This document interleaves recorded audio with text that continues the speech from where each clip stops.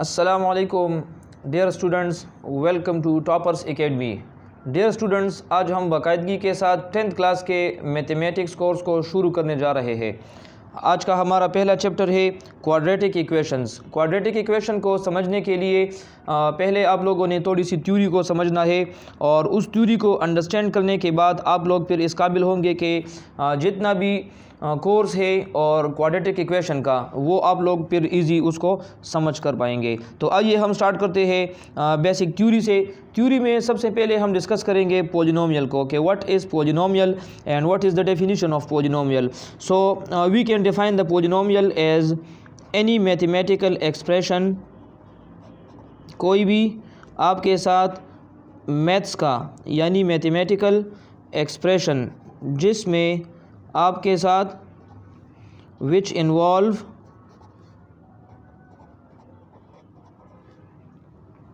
Constants, variables, but the powers और we can say the exponents of variables must be in positive. तो यहाँ पर variables के साथ ब्रैकेट में मैं लिख दूंगा कि पॉजिटिव एक्सपोनेंट्स। ठीक है, any mathematical expression which involve constants, variables but having positive exponents is called polynomial. Let's say अगर मैं कुछ एग्जांपल्स आप लोगों के साथ यहाँ शेयर करूँ, 2x² + 4x + 5 = 0। यहाँ पर अगर आप लोग देखें 2, 4 एंड 5 ये कांस्टेंट्स है हमारे साथ। ठीक है, जबकि x अगर यहाँ पर मैं y भी लिख दूँ तो x, y, z इस फॉर्म में अगर वैल्यूज़ होंगे उसको फिर हम कहते हैं कि ये वेरिएबल्स है। ठीक है, और यहाँ पर जो वेरिएबल का पावर होगा ये पॉजिटिव में होना चाहिए। तो यहाँ पर ये +2 में है, यहाँ पर ये +1 में है और यहाँ पर भी +1 है और यहाँ पर अगर मैं देखूँ तो x पावर 0 में कह सकता हूँ। ठीक है, क्योंकि एनीथिंग पावर 0 = 1। अगर यहाँ पर मैं कोई वैल्यू कंसिडर करूँ, लेट सपोज 2, तो एनीथिंग पावर 0 से 1 आ जाएगा और 1 को मैं यहाँ पर दोबारा लिख सकता हूँ क्योंकि 2 1 ज़ा 2 आ जाएगा, इस तरह। क्लियर है। एक दूसरा एग्जांपल देंगे, 2 / x² + 4x + 3 = 0। अगर मैं आप लोगों से पूछूं कि आप लोग बताएं कि ये पोलिनोमियल है या नहीं है, तो आप लोग इसमें कंफ्यूज आप लोगों ने बिल्कुल नहीं होना, क्योंकि यहाँ पर अगर +1 है, यहाँ पर +2 है, तो आप लोग कहेंगे कि ये पोलिनोमियल है, लेकिन ये पोलिनोमियल नहीं होगा क्योंकि यहाँ पर तो आपको पॉजिटिव में नज़र आ रहा है, लेकिन जब ये ऊपर शिफ्ट होगा तो ये x पावर -2 बन जाएगा। और यहाँ पर मैंने डिफिनीशन में लिखा भी है कि the exponents must be in positive. ठीक है, तो आप लोग इस तरह भी इसको समझ सकते हैं कि पोलिनोमियल हमारे साथ मैथमेटिकल वो एक्सप्रेशन है जिसमें कुछ टर्म्स होंगे। वो टर्म्स 2 भी हो सकते हैं, 3 भी हो सकते हैं या उससे ज़्यादा भी हो सकते हैं, 1 भी हो सकता है। उसकी टाइप्स को अभी हम डिस्कस करेंगे।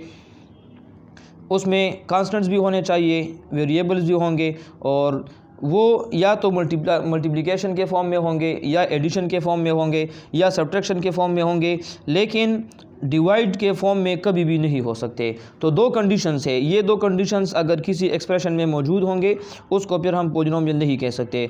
फर्स्ट कंडीशन क्या है कि पावर अगर नेगेटिव होगा वो पोलिनोमियल नहीं होगा।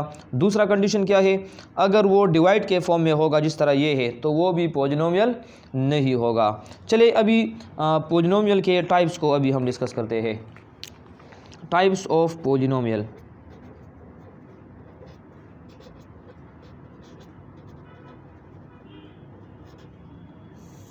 पहला टाइप पोलिनोमियल का है मोनोमियल। मोनोमियल कहते हैं वो पोलिनोमियल जिसमें सिर्फ एक टर्म होगा। फॉर एग्ज़ाम्पल अगर मैं लिख दूँ 2x, या सिर्फ अगर मैं लिख दूँ y, या सिर्फ अगर z, इसमें कांस्टेंट भी है, वेरिएबल भी। यहाँ भी कांस्टेंट है, 1 है, लेकिन 1 को हम यहाँ पर लिखते नहीं है। ठीक है, तो मोनोमियल वो पोलिनोमियल है जिसमें सिर्फ एक टर्म होगा। इसी तरह सेकेंड टाइप है बाइनोमियल। बाइनोमियल पोलिनोमियल वो है जिसमें 2 टर्म्स होंगे। लेट सपोज 2x + 4 = 0, ये एक बाइनोमियल हो गया। या अगर 4x प्लस 6 इक्वल टू 0, ये एक दूसरा हो गया, ठीक है, ये बाइनोमियल है। थर्ड टाइप है ट्राइनोमियल। ट्राइनोमियल पॉलिनोमियल का वो टाइप है जिसमें 3 टर्म्स होंगे। वो टर्म्स मल्टीप्लिकेशन, एडिशन और सब्ट्रैक्शन में हो सकती है। Let suppose 2x² plus 4x plus 5 equal to 0। यहाँ पर 1 2 3 टर्म्स आ गए हैं, तो ये हमारे साथ ट्राइनोमियल है। अभी पॉलिनोमियल के एक दूसरे टाइप को मैं डिस्कस करना चाहता हूँ। एक और टाइप के भी इसके कुछ पार्ट्स है। फॉर एग्ज़ाम्पल, अगर आपके साथ डिग्री चेंज हो जाए तो डिग्री के बेस पर मैं कह सकता हूँ कि पॉलिनोमियल के कितने टाइप्स हो सकते हैं।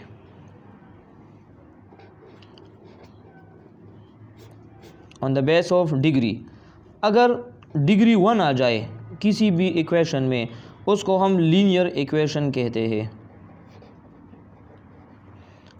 दूसरा टाइप, अगर डिग्री मैक्सिमम इसमें 2 आ जाए, उसको फिर हम क्वाड्रेटिक इक्वेशन कहते हैं।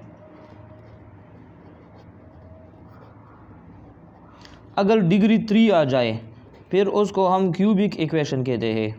अगर डिग्री 4 आ जाए, उसको फिर हम बाई क्वाड्रेटिक कहते हैं। By quadratic equation. अभी एग्जांपल्स की तरफ आ जाए।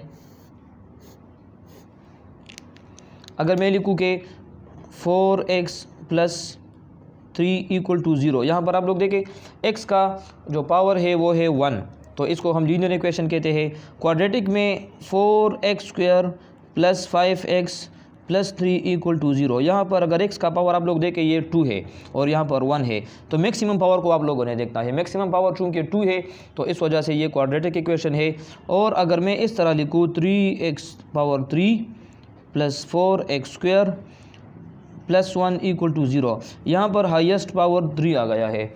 जब हाईएस्ट पावर 3 हुआ, इसको हम क्यूबिक इक्वेशन कहते हैं। और बाई क्वाड्रेटिक, बाई का मतलब है 2, क्वाड्रेटिक का पावर 2 होगा, तो मतलब ये है कि 2 को 2 के साथ मल्टीप्लाई करें तो 4 आ जाएगा।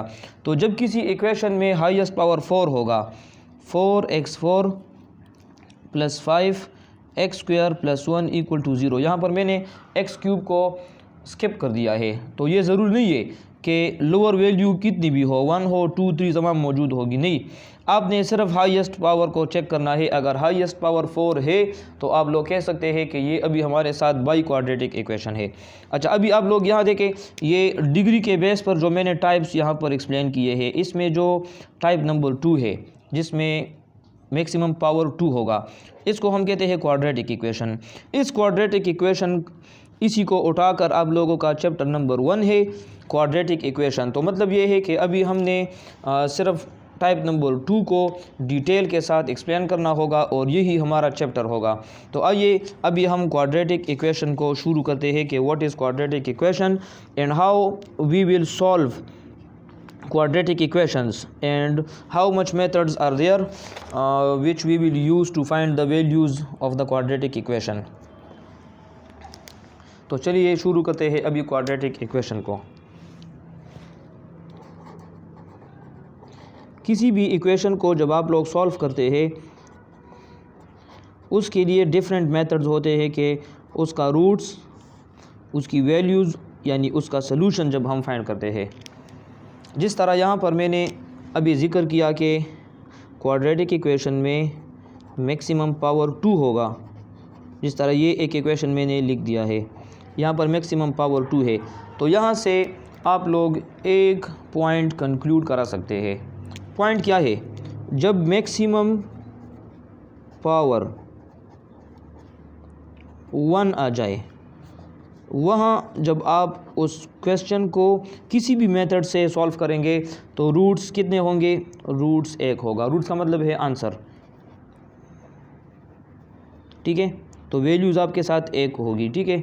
अच्छा, इसके बाद मैक्सिमम पावर अगर इक्वेशन का 2 आ जाए, जिस तरह क्वाड्रेटिक इक्वेशन में है, तो वहाँ पर रूट्स आपके साथ 2 आएंगे। इसी तरह मैक्सिमम पावर अगर 3 आ जाए, यानी क्यूबिक इक्वेशन अगर होगा तो क्यूबिक इक्वेशन के रूट्स कितने होंगे 3, और इसी तरह बाई क्वाड्रेटिक इक्वेशन जब पावर 4 होगा तो रूट्स हमारे साथ फिर 4 आएंगे। अभी क्वाड्रेटिक इक्वेशन को सॉल्व करने के मेथड्स कितने हैं, अभी मेथड्स की तरफ आते हैं। Methods to solve quadratic equation. अभी मैं क्यू ई लिखूँगा क्वाड्रेटिक इक्वेशन की जगह, क्योंकि बार बार मैं इसको यूज़ करूँगा तो मैं क्यू ई लिखूँगा। क्यू ई का मतलब होगा quadratic equation. There are 3 methods, ठीक है, 3 तरीके हैं जिसकी मदद से हम क्वाड्रेटिक इक्वेशन को सॉल्व कर सकते हैं। आप लोगों के कोर्स के हिसाब से मैं बता रहा हूँ, बाकी मेथड्स भी है जिसको हम यूज़ कर सकते हैं, लेकिन यहाँ पर एक्सरसाइज 1.1 में हम सिर्फ 3 मेथड यूज़ करेंगे। First one is factorization, the second one is completing square,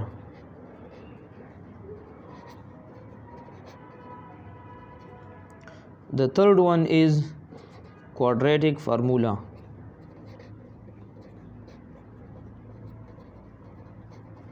ये 3 मेथड्स को हम यूज़ करेंगे क्वाड्रेटिक इक्वेशन को फाइंड करने के लिए। तो आइए पहला मेथड हम शुरू करते हैं, क्वाड्रेटिक इक्वेशन। थ्योरी मैंने थोड़ी सी ज़्यादा कराई है, क्योंकि जब तक आप लोगों को थ्योरी क्लियर नहीं होगी तो आप लोग क्वेश्चंस को अंडरस्टैंड नहीं कर पाएंगे और क्वेश्चंस को फिर सॉल्व भी नहीं कर सकते। The first method is factorization. अगर आप लोगों के साथ बुक्स है तो बुक्स को ओपन करें और उसमें एक्सरसाइज 1.1 निकालें। जब आप लोग 1.1 एक्सरसाइज निकालेंगे, वहाँ पर आप लोगों को एक्सरसाइज 1.1 में क्वेश्चन नंबर 1 ये आपको दिखाई देगा कि वहाँ लिखा है solve the following equations, solve the following equations using factorization method.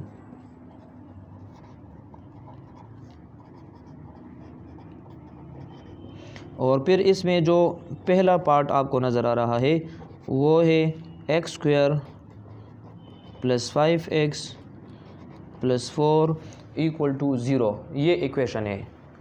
अभी इस इक्वेशन को आप लोग कैसे सॉल्व करेंगे, यूजिंग फैक्टराइजेशन मेथड। मैं आपको एक हिंट देता हूँ, ठीक है, एक फार्मूला बता रहा हूँ, एक टेक्निक बता रहा हूँ, उस टेक्निक को आप लोग समझ ले, फिर जितना भी चाहे मुश्किल क्वेश्चन आप लोगों को गिवन होगा आप लोग उसको इजीली सॉल्व कर सकते हैं। देखिए मैं यहाँ पर इस तरह करता हूँ, ये फर्स्ट टर्म है, ये लास्ट टर्म है, थर्ड वन है, तो यहाँ पर इस तरह मैं एक ट्राइंगल, हाफ ट्राइंगल यहाँ पर अगर ड्रा करूँ, इसका मतलब ये है कि फ़र्स्ट एंड लास्ट वैल्यू को आप लोग मल्टीप्लाई करें, तो 4 मल्टीप्लाई एक्स स्क्वायर यहाँ से आ जाएगा 4x स्क्वायर, ये आप लोग ऊपर लिख लें। फिर नीचे यहाँ पर 2 ऐसी वैल्यूज़ मुझे चाहिए जिसको मैं मल्टीप्लाई करूँगा तो दोबारा यही वैल्यू आ जाए, और अगर मैं इन दोनों वैल्यूज़ को ऐड या सब्ट्रैक्ट करूँ तो फिर मुझे ये बीच में जो वैल्यू होगी ये वैल्यू मुझे चाहिए। तो आप लोग क्या करेंगे, 2 के टेबल से शुरू करें कि 2 के टेबल में 4 कब आएगा।